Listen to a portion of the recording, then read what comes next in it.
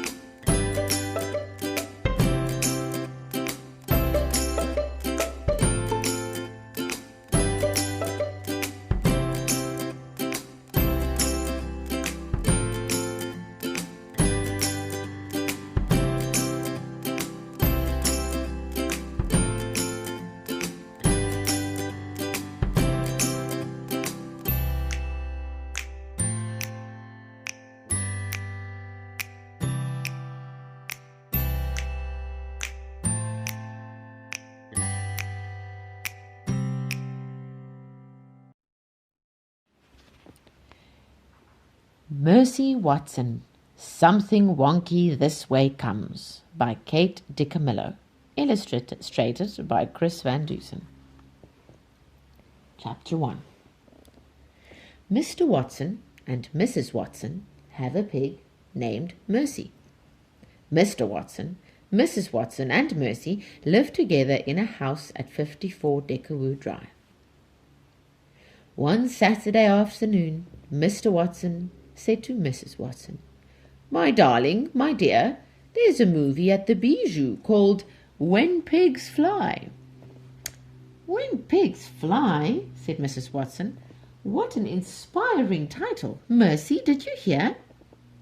Mercy did not hear. Mercy did not hear because Mercy was not listening. "It says here that the Bijou proudly serves real butter," said Mr. Watson.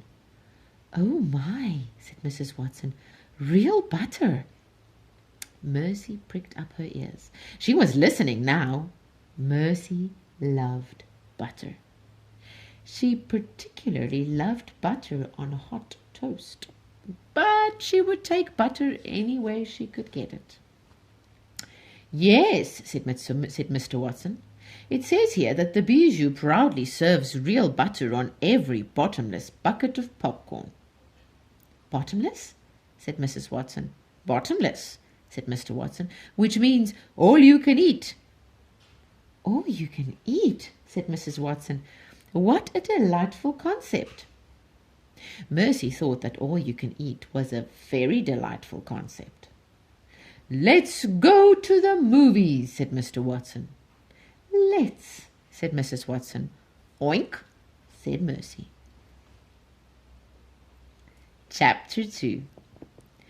"Where are you going?" said Baby Lincoln. "We're off to the movies," said Mr. Watson. "Oh," said Baby, "what movie are you going to see?" "It's a movie called When Pigs Fly," said Mrs. Watson. "Is it a romance?" said Baby. "Is it a movie about love?" "Well," said Mrs. Watson, "I think it's a movie about pigs flying." "Don't be ridiculous," said Eugenia Lincoln. "Pigs don't fly. It's a figure of speech." "What's a figure of speech?" said Mr. Watson. "The movie title," said Eugenia, is a figure of speech signifying the impossible. Well, said Mrs. Watson, we are going to be impossibly late if we don't get going. Would you care to join us? Said Mr. Watson. Yes, said baby Lincoln. Absolutely not, said Eugenia Lincoln. Oh, sister, said baby, please say yes. No, said Eugenia, but she got into the Watsons' convertible anyway. Where are you going? Shouted Stella. We're off to the movies, said Mr. Watson. What kind of movie are you going to see? Said Frank. It's a romance, said baby. It will be inspirational, said Mrs. Watson. It's a figure of speech, shouted Eugenia. Is it a movie with a happy ending? Said Frank. Oh, it must end happily, said Mrs. Watson. Can we come too? Said Stella. The more the merrier, said Mr. Watson. Chapter 3. Police Officer Tomalello had the night off. Officer Tomalello was at the Bijou Drive-In. He was with his wife, Mrs. Officer Tomalello. They were in the front row. Is it nice to have a night off from the relentless duties of keeping the world safe from crime? Officer Tomalello asked himself. It is nice, he answered himself. It is very nice. Mrs. Officer Tomalello smiled. Mrs. Officer Tomalello patted Officer Tomalello's arm. Animal Control Officer Francine Poulet was at the Bijou Drive-In too. Animal Control Officer Francine Poulet was with Alfred P. Tompkins.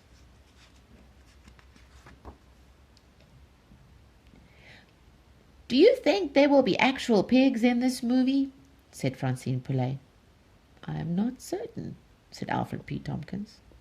As an animal control officer, said Francine Poulet, I have found pigs to be the wiliest clients of all. Really? Said Alfred. Absolutely, said Francine. Although I did catch a pig once. At least, I think I caught a pig. Fascinating, said Alfred P. Tompkins. Simply fascinating. Chapter 4. Leroy Ninker was a small man with a big dream. Leroy Ninker wanted to become a cowboy. But for now, Leroy was working at the Bijou Drive-In concession stand. Leroy Ninker was selling bottomless buckets of popcorn. Yippee-yi-yo, he shouted. There's nothing for, that's right, it's real butter, folks, top quality, bottomless and out of this world. Yippee-yi-yo. In between pouring butter and popping popcorn, Leroy Ninker worked on his lasso skills. He twirled the lasso. He made the lasso whistle. He lassoed a bottomless bucket. He lassoed a stool. Yippee-yi-yo, sang Leroy. There's nothing faux about my skill with the lasso. Chapter 5.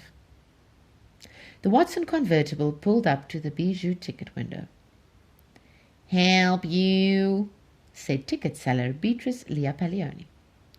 We are here to see When Pigs Fly, said Mr. Watson. Beatrice Leapalioni took her glasses off. She put her glasses back on. She blinked, blink, blink. Pardon me and all, said Beatrice Leapalioni, but I'm seeing things kind of wonky. Is that a pig in the back seat of your vehicle? Her name is Mercy, said Mr. Watson. She's our darling, our dear, said Mrs. Watson. I'm not sure pigs are allowed at the Bijou, said Beatrice Leapalioni. Actually, said Mr. Watson, she's a porcine wonder. Do you allow porcine wonders? Porcine wonders? Said Beatrice Leapalioni. Yes, said Mrs. Watson. Beatrice Leapalioni blinked. I don't think there are any rules against porcine wonders, she said. Excellent, said Mr. Watson. Good evening to you, then. Brum, brum, brum, brum. Beatrice Leapalleoni blinked again. She adjusted her glasses. Wonky, said Beatrice Leapalleoni. Wonky in the extreme. Mercy, it's a boy. Maxine. Sink, no.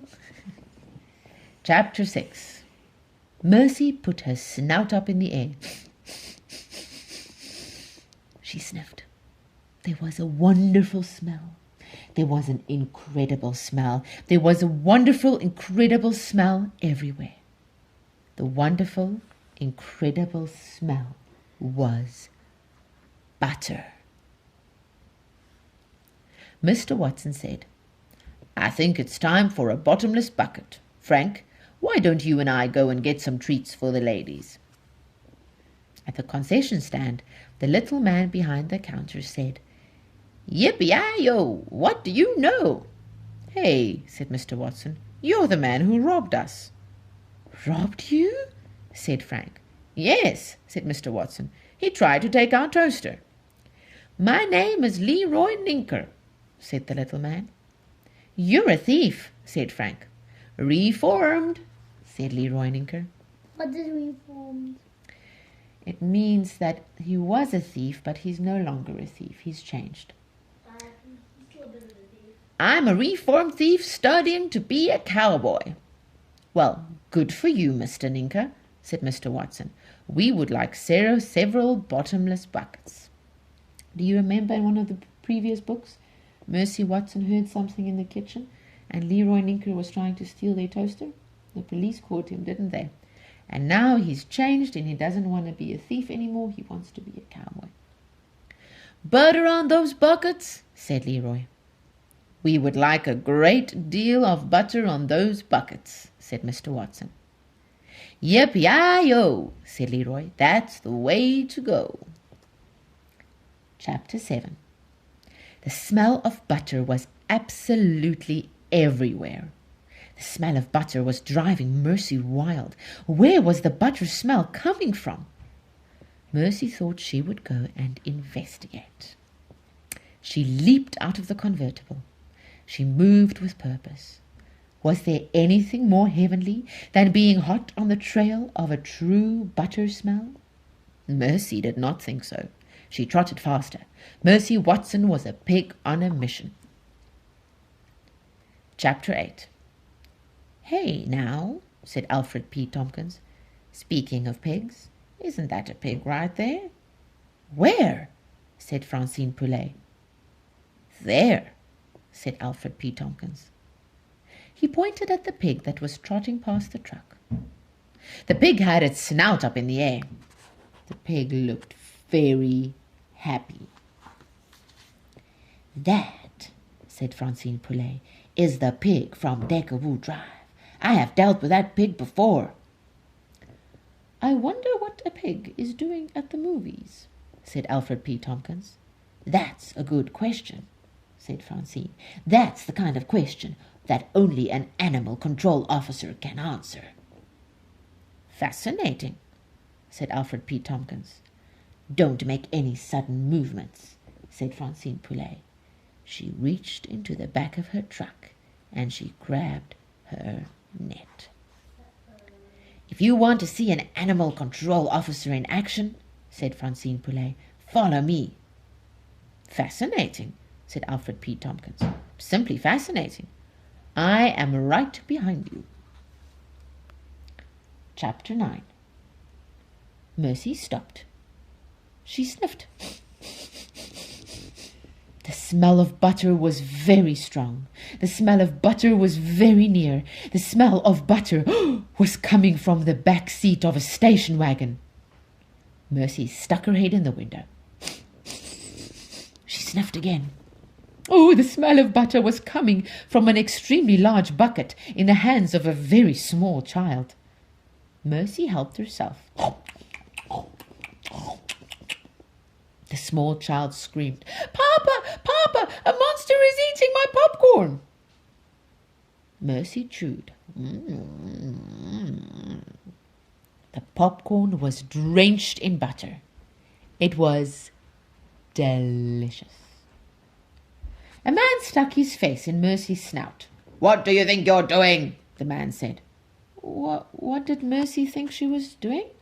She thought she was enjoying a buttery snack.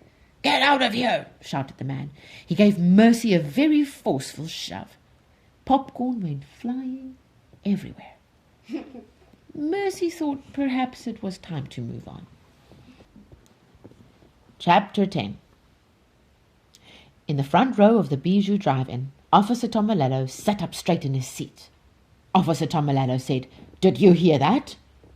Mrs. Officer Tomalello said nothing. "Was that a scream of distress?" said Officer Tomalello.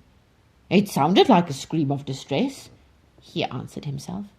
"Is someone in trouble?" Officer Tomalello asked. Mrs. Officer Tomalello said nothing. "It is very possible that someone is in trouble," Officer Tomalello answered himself. "Is it time for an officer of the law to step in?" Officer Tomalello asked. "Most definitely," he answered. Officer Tomalello put his badge around his neck. He got his bullhorn from the back seat. He kissed Mrs. Officer Tomalello goodbye. Mwah! He said, "Am I off to make the world a safer place?" "I am," he answered himself. "I am most definitely off to make the world a safer place." Mrs. Officer Tomalello waved goodbye. Chapter 11. Mercy discovered that there was hot, buttered popcorn everywhere. Every car had big buckets of popcorn. Every car had open windows. The popcorn was buttery. The popcorn was crunchy. The popcorn was delicious. Mercy helped herself. She helped herself again and again. People screamed. People laughed. People fainted. Mercy kept eating. In the meantime, Mr. Watson and Frank returned to the convertible with several bottomless buckets of popcorn.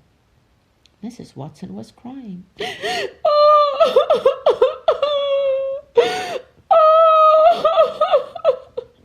"My darling, my dear," said Mr. Watson, "what is wrong?"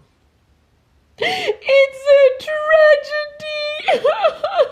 tragedy," said Mrs. Watson. "I wouldn't exactly call it a tragedy," said Eugenia Lincoln. "Mercy is missing," said Stella. "Don't worry," said Mr. Watson. "We'll find her." "I'll wait here, if you don't mind," said Eugenia Lincoln. She helped herself to some hot, buttered popcorn. Chapter 12. Leroy Ninker heard people screaming about monsters. Leroy Ninker heard people shouting about pigs. Leroy Ninker saw a woman with a net run past the concession stand. "What are you trying to catch?" said Leroy Ninker.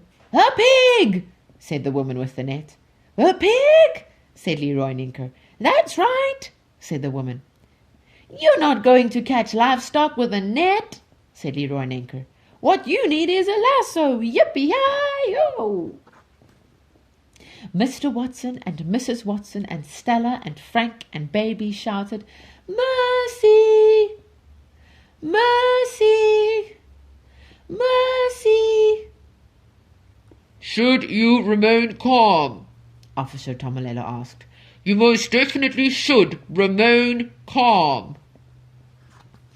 At the ticket counter, Beatrice Leah Paglioni took her glasses off and put them back on. "Wonky," said Beatrice Leah Paglioni. "Wonky in the extreme. Maybe it's some kind of emergency. Maybe I should call for help." Beatrice Leah Paglioni adjusted her glasses. She picked up the phone, and Beatrice Leah Paglioni dialed the fire department. Chapter 13. Mercy was having a wonderful time. She had consumed a large amount of buttered popcorn, and now people were chasing after her. Oh, Mercy loved a chase. She ran faster. She kicked up her heels. "Gotcha!" shouted Francine Poulet. Francine Poulet knitted Officer Tomalello. Yippee-yi-yo! Shouted Leroy Ninker. He lassoed Francine Poulet. Fascinating, said Alfred P. Tompkins. Simply fascinating. Then there was the sound of a siren. It looked like a Beep-o, bottom. beep-o, beep-o, beep-o. There was the flash of lights. A fire truck pulled into the bijou. Things seem to be out of control, said the fireman named Ned. It's the movies, said the fireman named Lorenzo. They make people crazy.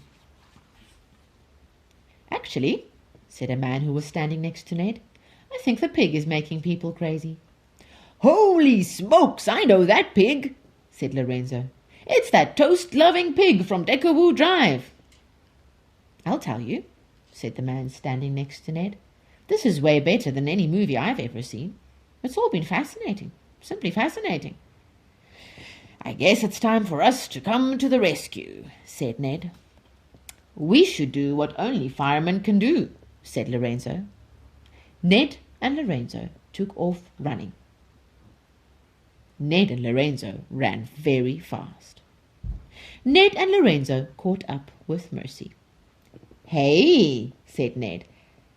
How's about some toast? Yes, said Lorenzo. How's about some toast with a great deal of butter? Mercy stopped running. Mercy sat down. Mercy thought very hard. Toast sounded like an excellent idea to her. Toast always sounded like an excellent idea to her. Ned sat down next to Mercy, and he put his arm around her. Oh, said Mrs. Watson, you found her. How will we ever be able to thank you for helping us locate our darling, our dear, said Mr. Watson. Well, said Ned, I'm a little hungry. Toast would be good, said Lorenzo. Toast, said Mrs. Watson. I would love to make some toast. Who else would like some toast? Everybody's having toast. And Leroy Ninker is stealing the butter knife. And he was watching. Everybody's having some butter toast. We never did get to see that movie, said Stella. I wonder if it ended happily, said Frank. Well, said Mrs. Watson, here we are, all of us together. And we're all eating toast, said Mr. Watson. I can't imagine a happier ending than that, said Mrs. Watson. Oh, it's the happiest possible ending, said Baby Lincoln. It's almost like a love story. It is a love story, said Mr. Watson. And it's very inspirational, said Mrs. Watson. The end. Thank you so much for joining us for our family tea time and reading time. You can send pictures and videos of your favorite books to GraceKidz, that's with a Z, at gracelife.co, not .co.za and not .com, or you can WhatsApp it to +27 21 880 0168. It would be awesome to hear from you and see what you're doing, and we might share it on tomorrow's program. Have a great day.